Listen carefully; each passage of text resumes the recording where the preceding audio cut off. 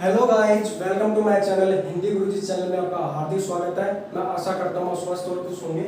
तो हमने ध्वनियों के बारे में चर्चा की थी और आज हमारा नया टॉपिक है वर्ण।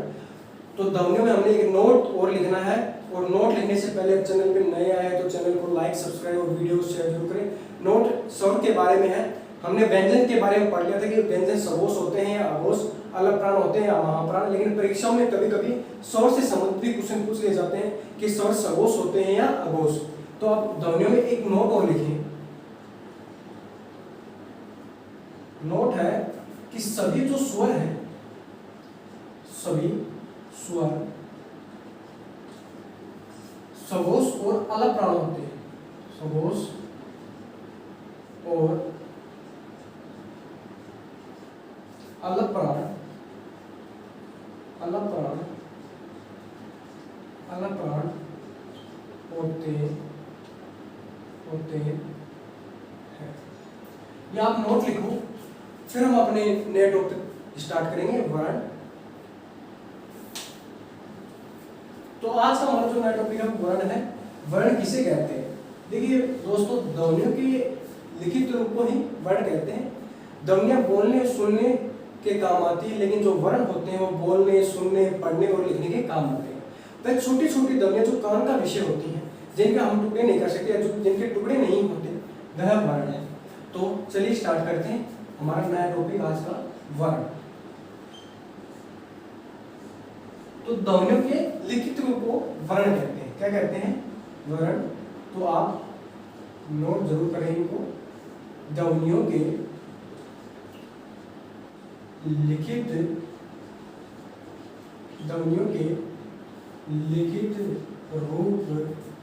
को वर्ण क्या कहते हैं? वर्ण कहते हैं।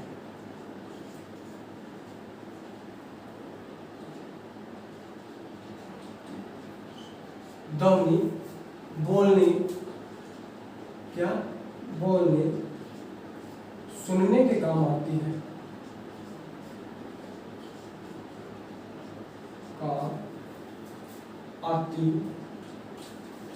सुनने के काम आती है, तथा वर्ण बोलने,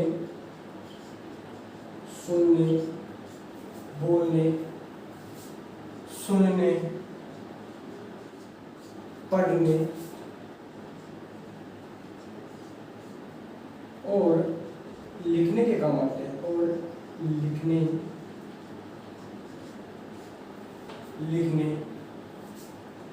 के काम आते। ध्वनि की तरह ही स्वर वर्ण दो प्रकार के होते हैं, स्वर वर्ण और व्यंजन वर्ण। तो वर्ण दो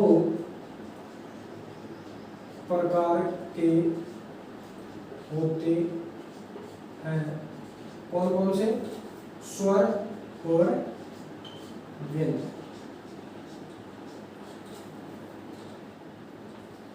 ध्वनियों के लिखित रूप को वर्ण कहते हैं। ध्वनियां बोलने सुनने के काम आती है, तथा वर्ण बोलने, सुनने, पढ़ने और लिखने के काम आते हैं। वर्ण भी ध्वनि की तरह दो प्रकार के होते हैं, स्वर और व्यंजन। देखिए स्वर जो ध्वनियां हैं और स्वर वर्ण है, इनमें कोई अंतर्भेद पाया नहीं जाता, समान ही है। लेकिन जो व्यंजन ध्वनियां और व्यंजन वर्ण है, इनमें अंतर्भेद होता है। वो कौन से होते हैं वो हम आगे बढ़ेंगे। आप इनको भी लिख लीजिए।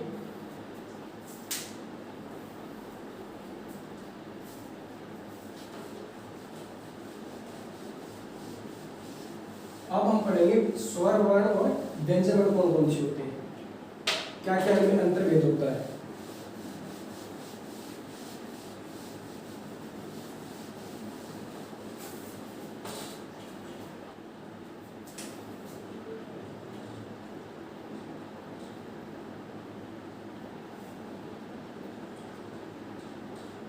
वर्ण में स्वर, देखिए वर्ण में जैसे ध्वनि में स्वर थे वैसे के वैसे ही वर्ण में स्वर है, समान ही है, कोई अंतर भेद नहीं होता इनमें। कौन कौन से हैं? 11 है। ए, आ, ई, ऊ, ऊ, री, ए, आई, ओ, और तो ये स्वर है। वर्ण में स्वर 11 है, ए, आ, ई, उ, री, ए, आई, ओ, औ। अब देखें वर्ण में व्यंजन।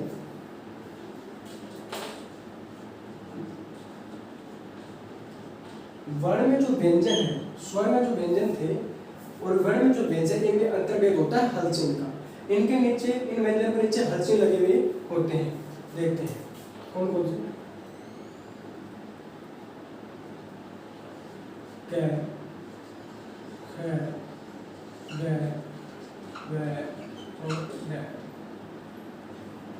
च, छ, ज, ज,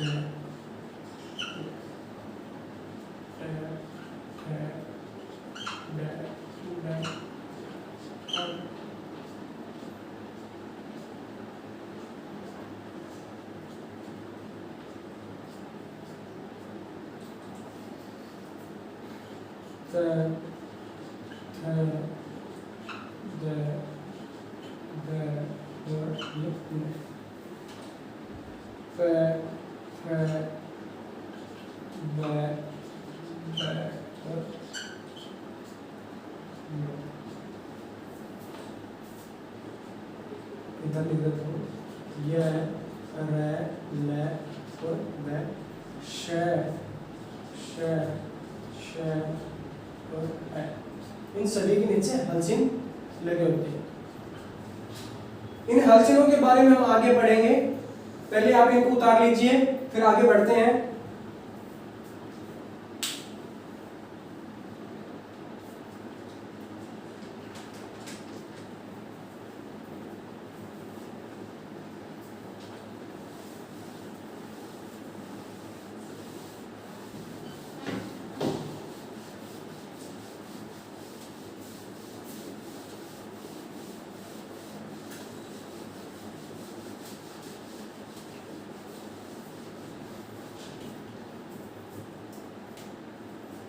देखिए उदाहरण लेते हैं।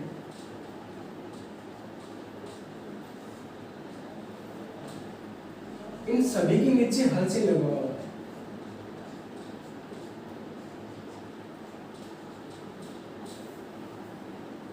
यह हलचिन इसलिए लगा होता है, इसका अर्थ ये होता है कि अभी इनके अंदर कोई भी स्वर मौजूद नहीं है। कभी भी किसी भी वर्ण के नीचे हलचिन लगा हुआ हो तो आप ये मानिए उसके अंदर अभी तक कोई स्वर लगा हुआ नहीं है। जब इनके साथ कोई स्वर जुड़ेगा, जैसे हम लेते हैं कै, कै के साथ कोई स्वर जुड़ता है तो कै बनता है। अब इसके नीचे कोई हलचल नहीं है तो मतलब कि अभी इसमें स्वर मौजूद है। और जब हम इसको विच्छेद करें, इसको अलग करें, स्वर इससे अलग करें व्यंजन से, तो कै, हलचिन और ए, ये दोबारा इसके नीचे हलचिन आ जाएगा। तो आप नोट करना चाहो जैसे नोट कर लो, फिर हम आगे बढ़ते हैं। फिर हम जानेंगे कि मात्रा होती क्या है, मात्रा किसे कहते हैं, स्वर की मात्रा कैसी होती है। अब एक तरफ लिखिए स्वर, देखिए पहले हम जान लेते हैं कि मात्रा किसे कहते हैं।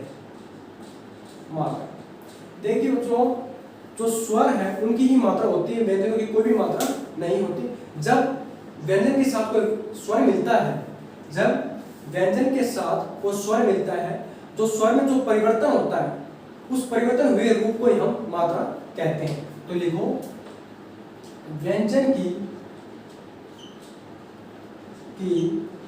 कोई मात्रा नहीं होती है। स्वर की मात्रा होती है जब स्वर व्यंजन के साथ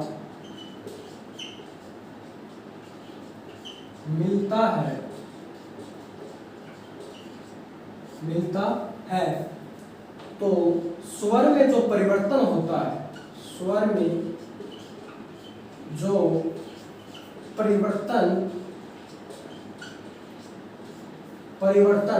होता है,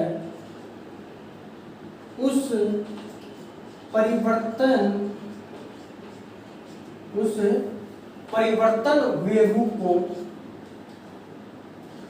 हुए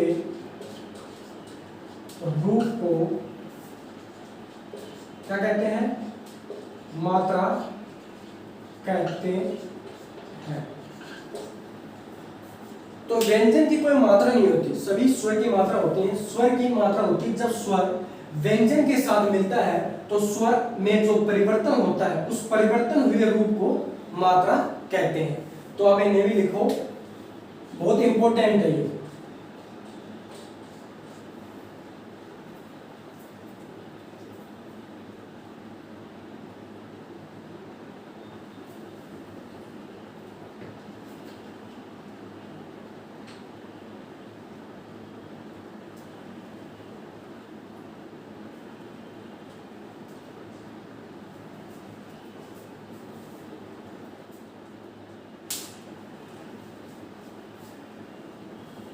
आगे बढ़ते हैं।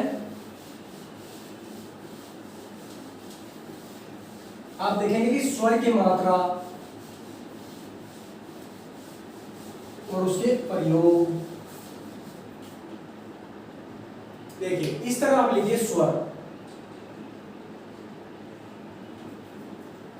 और इस तरह लिखिए आप मात्रा, और इस तरह लिखिए प्रयोग।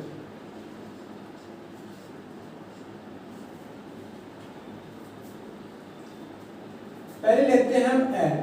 देखिए ए की कोई मात्रा नहीं होती, ए का तो कार्य होता है। जब ये किसी व्यंजन के साथ जुड़ता है तो उससे हलचल हटाकर उसे बोलने योग्य बनाता है। तो ए की जो कोई भी मात्रा नहीं होती। अब लिखना चाहते हैं, नोट लिख लीजिए ए के बारे में।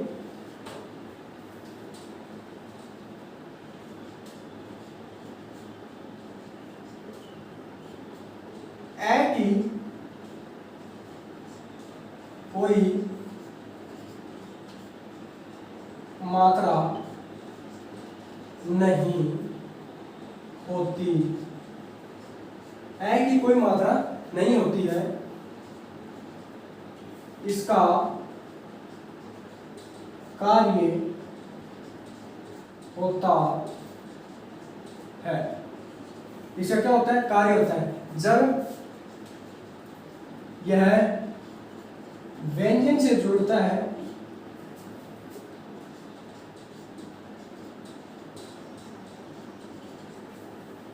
तो हलचिन व्यंजन से हटाकर,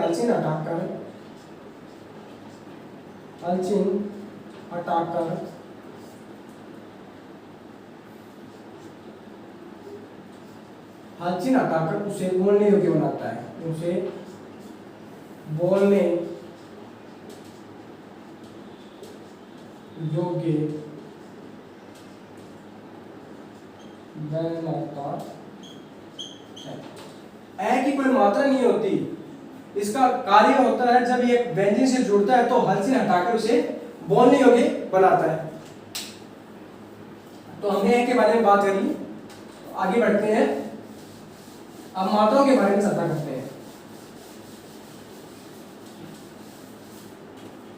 देखिए ए का तो हमको पता चल गया कि ए की कोई मात्रा नहीं होती। तो जब कोई व्यंजन के साथ, मतलब ये देखिए हलचल आ गया, मतलब कि अभी कोई स्वर इसमें मौजूद नहीं है। जब इसके साथ हम स्वर को जोड़ देते हैं तो जो हलचल है वो हट जाता है। अब लेते हैं आ।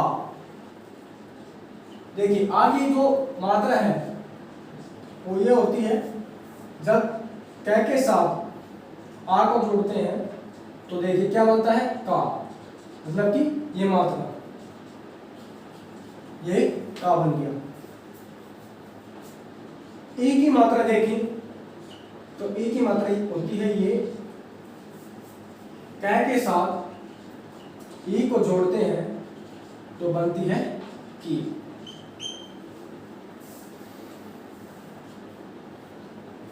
बड़ी को लें तो बड़ी की मात्रा होती है ये, कै के साथ बड़ी ई को जोड़ते हैं तो बनती है की। अब लेते हैं ऊ। ऊ की मात्रा होती है ये, कै के साथ ऊ को जोड़ते हैं तो बनता है ऊ। बड़े ऊ की मात्रा ये होती है, कै के साथ बड़े ऊ को जोड़ते हैं तो बनता है ऊ। ये मात्रा से संबंधित कुछ चर्चा की हमने। ए की कोई मात्रा नहीं होती, स्वर के व्यंजन के साथ जब ए जुड़ता है तो उसे बोलने योग्य बना देता है, क्या बनता है आ। क्या देखिए ये हलचिन को आपको बता दिया है कि हलचिन होता तो कोई अभी तक स्वर मौजूद नहीं है, स्वर से साथ जुड़ा तो एक का बना और हलचिन हट गया। तो आप इनको लिखिए, फिर हम आगे मात्राओं के बारे में और चर्चा करेंगे।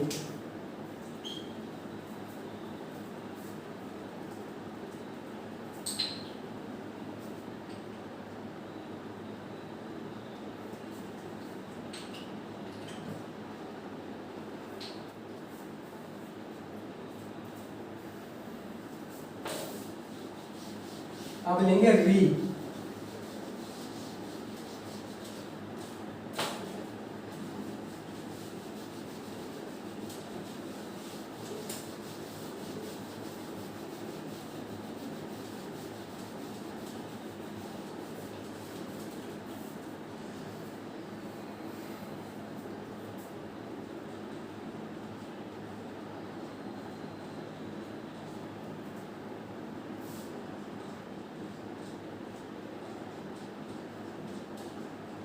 देखिए री की मात्रा होती है ये, जब हम कै के साथ री को जोड़ते हैं तो बनती है क्री।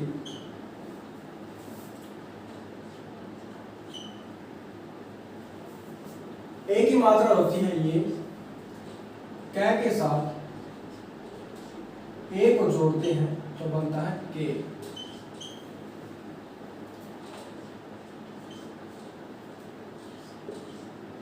कै के साथ ई को जोड़ते हैं तो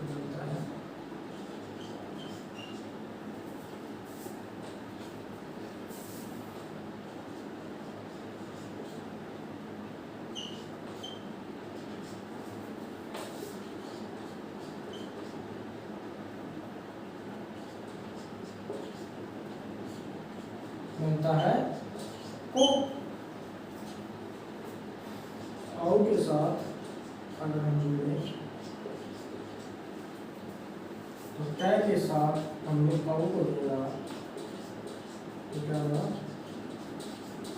कौ। यह कुछ मात्राएं हैं स्वर की, कैसे लगती हैं देख ली आपने। तो आज के लिए बस इतना ही, मिलते हैं नेक्स्ट क्लास में। जय हिंद, जय भारत।